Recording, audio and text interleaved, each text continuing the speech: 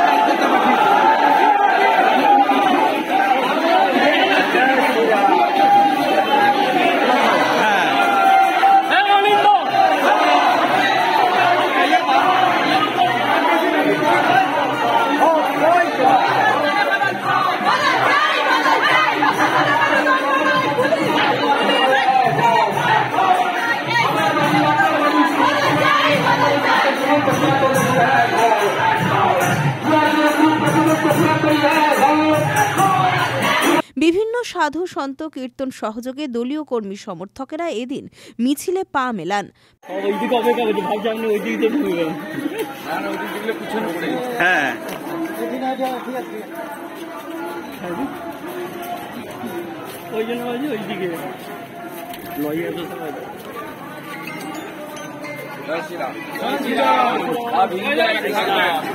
সব হিন্দু এক থাকবেন, এই লড়াই বাঁচার লড়াই, অবশ্যই রাজনীতির বাইরের লড়াই।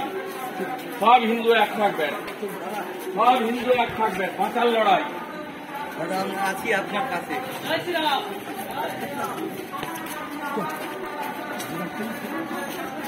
ভারত মাতা কি জয়, ভারত মাতা কি জয়, জগন্নাথ মন্দির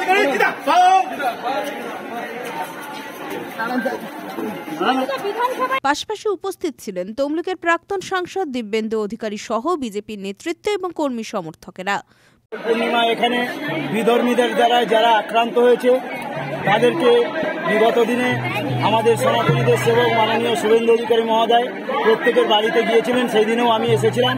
আজকে পশ্চিমবঙ্গের বিভিন্ন মঠ মিশনের সন্ন্যাসীদের নিয়ে আজকের আমরা এই প্রতিবাদে আমরাও সামিল হয়েছি। সন্তরা পশ্চিমবঙ্গের সাধু সন্ত সমাজের পক্ষ থেকে আমি স্বামী শিবাজীনন্দ মহারাজ, যোগী লাল বাবা, ত্রিনয়নী ত্রিশক্তি যোগমায়া আশ্রম, উলুবেড়িয়া। পুলক বেরার রিপোর্ট, খবর BCBS।